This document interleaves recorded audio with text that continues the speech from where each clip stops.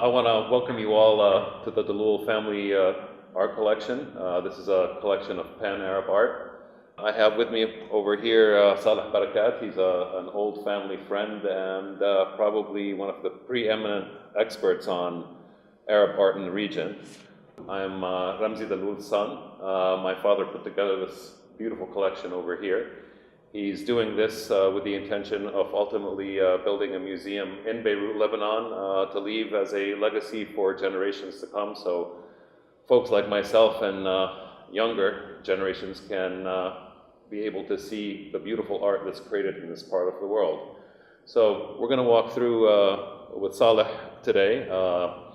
He's going to tell you some stories about these paintings. Let's start with one of my favorite artists, Ayman al-Baki. Happens to be one of Saleh's artists as well. Ayman is a dear friend, and he has some of the most amazing paint strokes that I've ever seen in my life. And he studied in France, he studied in Germany as well. Sure, he's definitely one of the most interesting emerging artists of the Arab world. But additionally, what is very interesting about this collection to bring us to Ayman is that this collection was not built originally in order to gather artworks that are aesthetically important, but it came as an idea of Dr. Ramzi Dalloul to use the art of this region as a way to awaken a desire of a renaissance in the political scene. So he particularly focused on artists that are politically engaged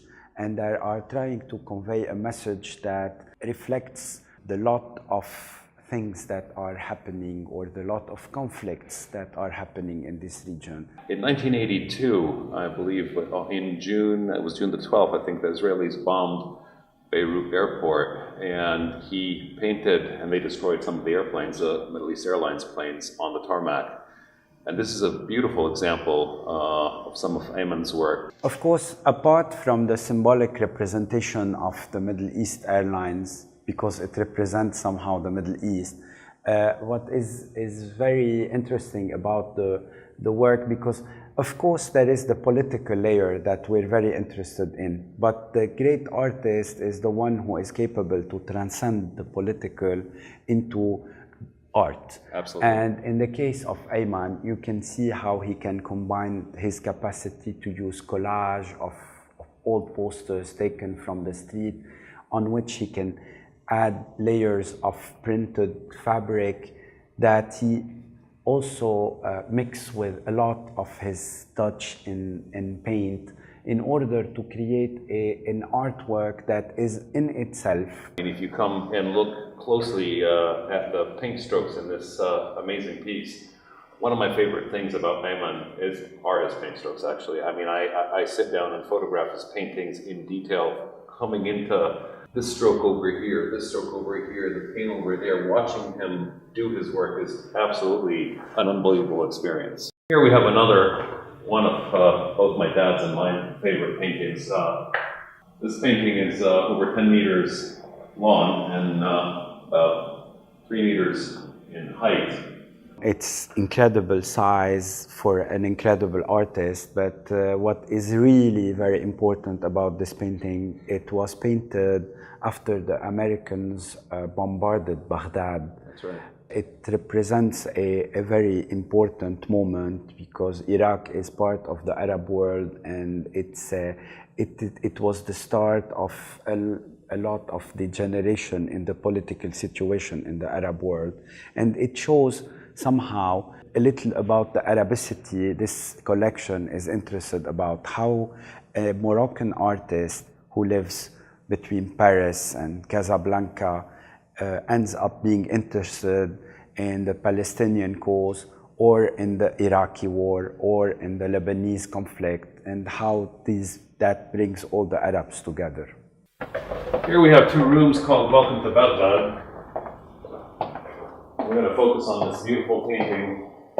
Well, not really a painting, it's a collage of materials that are expressing the way they feel about what happened to their country at the hands of the United States. Hannah is one of the students of Master Shakir Hassan Al Said, who was one of the Iraqi modernist artists. What is interesting is how Hannah was able to take this work further and use it in another politically charged artwork, of course, but then again, transcending it into an extremely fantastic collage. Absolutely. In this room, you'll see several works by Hannah, a couple of works by Mahmoud Shubbar, another Iraqi artist. There are several other works that you'll see in a moment over here by Mahmoud Obeidi. There's a halo of shoes with George Bush in the middle.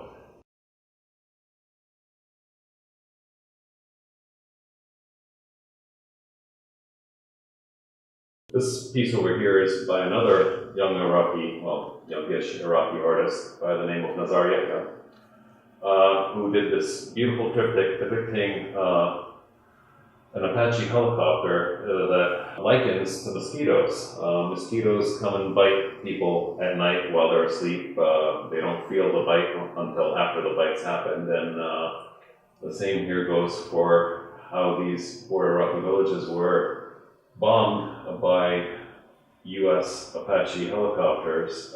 This particular piece is called Bad Game. This is very Atamari. I think this is a very, very symbolic piece in the collection because it tells about the relationship of the Palestinian people to the olive trees. It became somehow the symbol of their rooting into their land.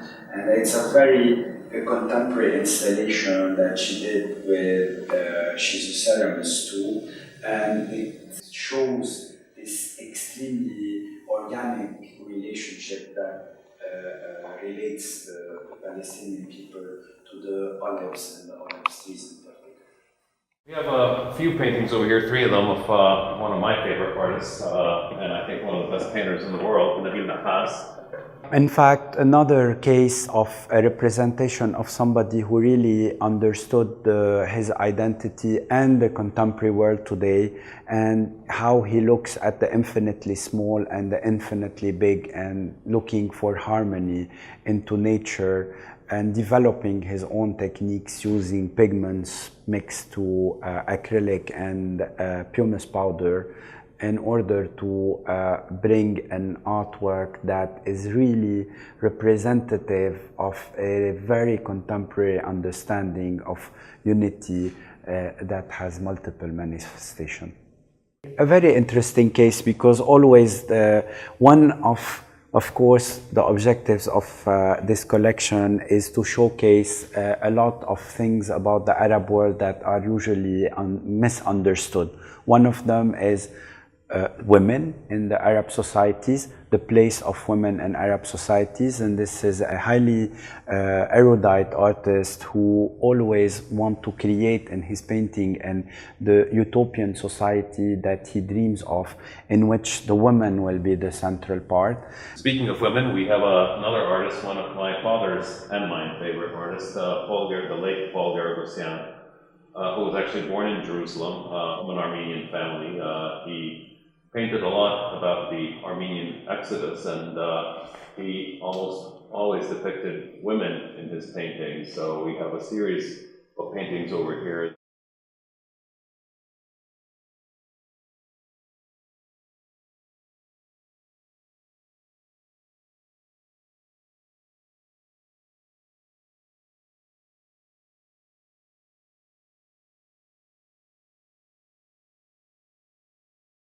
The Sudanese the school of Khartoum is very peculiar, very interesting, because somehow it shows the relationship of Sudan in between the Arab Islamic world and Black Africa.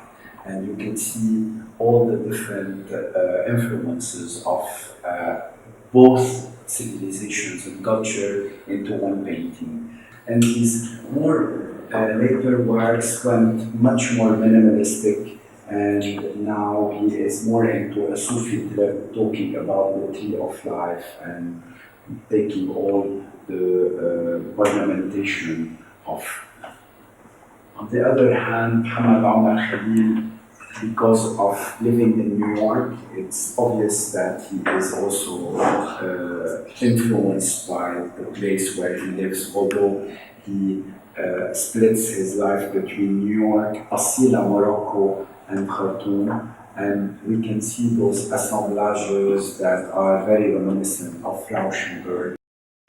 The reason why he's one of my favorites is we're going to kind of bounce back and forth between him and another artist in this particular room. This relationship, particularly with you, Basel, these are artists, most of them, who lived part of their life in the Arab world and part of their life in, let's say, in this case, in New York, while always dreaming of his homeland. And he is very well known to paint one subject practically all his life, which is the Saint Valley of Qadisha in northern Lebanon.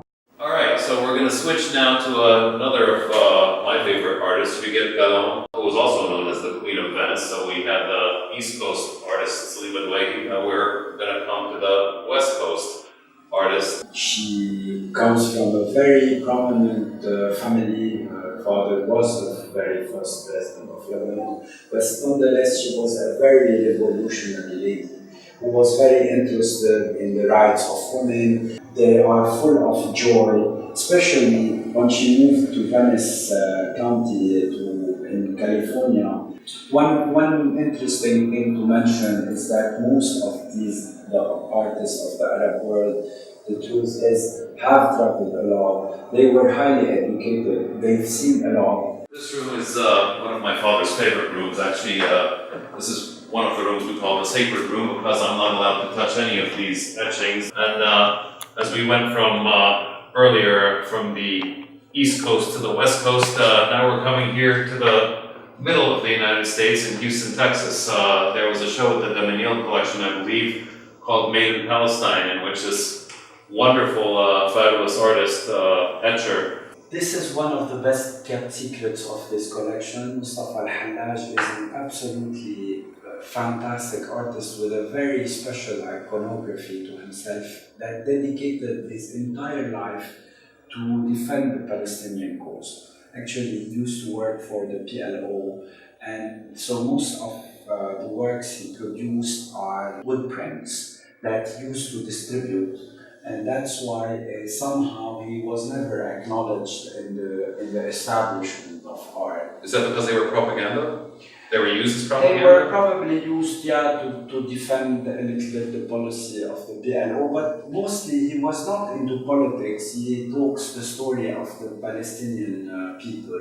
I think definitely, thanks to the Dalloul collection, now there is opportunity to see enough of his work to make a further study of this really outstanding but very unknown artist.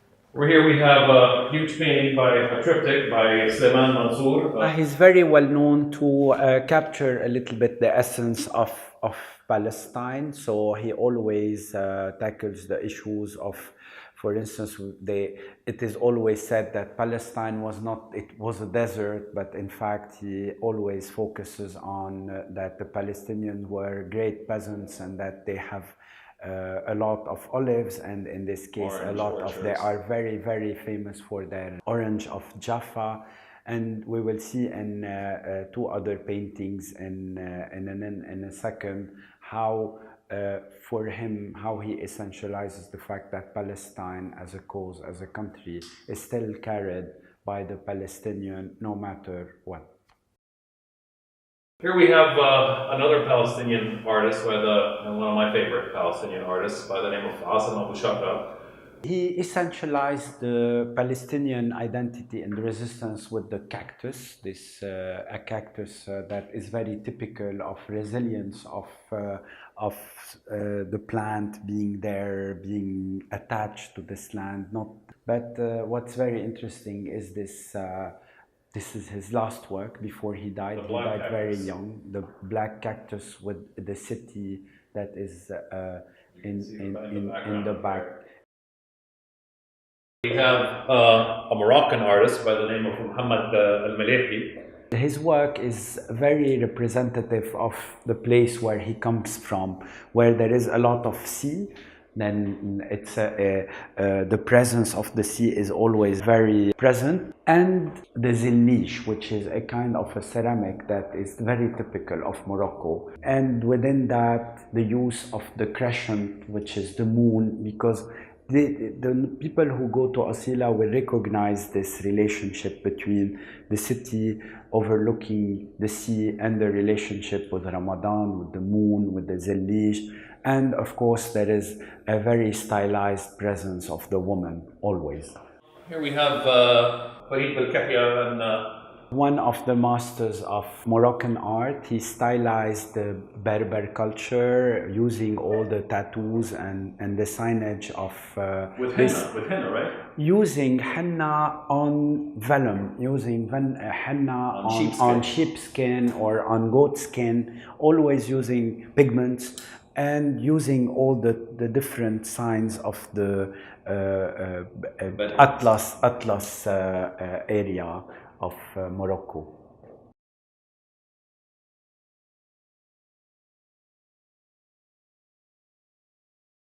This is Muhammad Khadda, one of the masters of Algerian art. He's very well known to have stylized Arabic calligraphy, using Arabic calligraphy into a modernistic approach.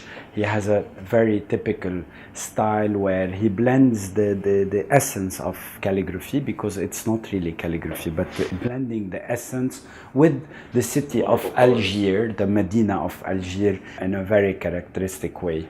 But we have also here one of the very pioneers of Moroccan art, Muhammad al-Mrabti, from the turn of the century, in addition to Hatem al-Makki, one of the most important Tunisian, Hadi Turki also, Rafi al-Kamel. We're still in the Maghreb area over here. We have Khweider Triki. We have Sahili over here from Tunis. We have Qureshi. Rashid Qureshi, known to stylize Arabic calligraphy. Sahli again. Sahli again. We have Maqdash, and we have also another master Inja Mehdawi, known for stylizing also Arabic calligraphy. And then we have two paintings from Algeria, Ziyakhim and Ben Antar. This is Sami al-Halabi, one of my all-time favorite painters. She has an amazing grasp of color and geometry. Always related, although she is Christian, but she was fascinated by Islamic art and the geometry and the arabesque, and she always worked on stylizing this until she reached this period where, again, working on these repetitive modules. For her, it's like all the trees look alike, but they're not the same. All the people look alike, but they're, and going back to this principle of unity with multiple manifestation, which is very representative of the divine in this part of the world. She is an amazing, truly amazing painter. This is another one of my favorite young Palestinian artists who actually did these two pieces over here. Abdurrahman al-Qatanani. This is a little bit the story of his family and most of the Palestinian families. His grandpa, his grandma, and his aunts leaving their house theoretically for 6 days. They thought they are coming back. They took little stuff and they went to Lebanon and were never able to come back 60 years later. How about this tornado? And this tornado is really made out of barbed wire. Made fully of barbed wire that have been weaved with his own hands, representing all this violence that is ravaging this part of the world and taking with us all our dreams and all our hopes into the unknown. We have a dear friend of my father's, Diab Azzawi. He has a very big career spanning many different periods, but we are standing here in front of a very famous work of his, which is a series he did just after the massacre of Sabra and Shatila post the Israeli invasion to Lebanon in 1982. It's titled "We Are Not Seen But Corpses," and somehow it tackles the issues that Arabs are very, or particularly the Palestinians, they They are never mentioned in the international news, but in case of catastrophe. And he represented it in a series of 7 etchings that are like a kind of an Arab Guernica.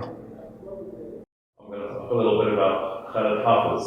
Is an Egyptian artist. Actually, all these are Egyptian artists. When I did that, Khalil actually contacted me and asked me how I knew about the placement I put him in.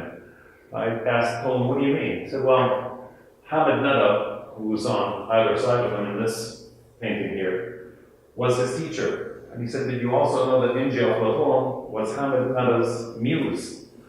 And in fact, a lot of times in Hamid's paintings, you see Inji appearing in there. He liked women quite a bit, so he... Sure, of course, Inji is one of the pioneers. She started her life as a painter in the Surrealistic school, which is a very important school that started with Hunayn and a group of freedom and liberty in Egypt. And then she developed her own style about landscape in Egypt, the people in Egypt before she went to jail. Nice thing to see here is 3 generations of artists that are typical of the development of art in the Arab world. You have somebody working on the landscape and the population, then Hamid Nada moving into the local and popular mythologies, and ending up with the younger generation, which is trying to fuse everything, including going back into archaeology and the history of Egypt, and mixing it with very contemporary images in order to create a very contemporary artwork. There are over 3,500 pieces in this collection, so all you got to see today was just a sampling of it, and we hope to have this open to the public in the form of a museum sometime soon. This is a legacy my father, Dr. Ramzi Dalloul, wants to leave behind for generations to come to enjoy. Thank you for joining us today. Thank you, Saleh. Thank you very much for joining me and making this a fun, interactive experience for everyone.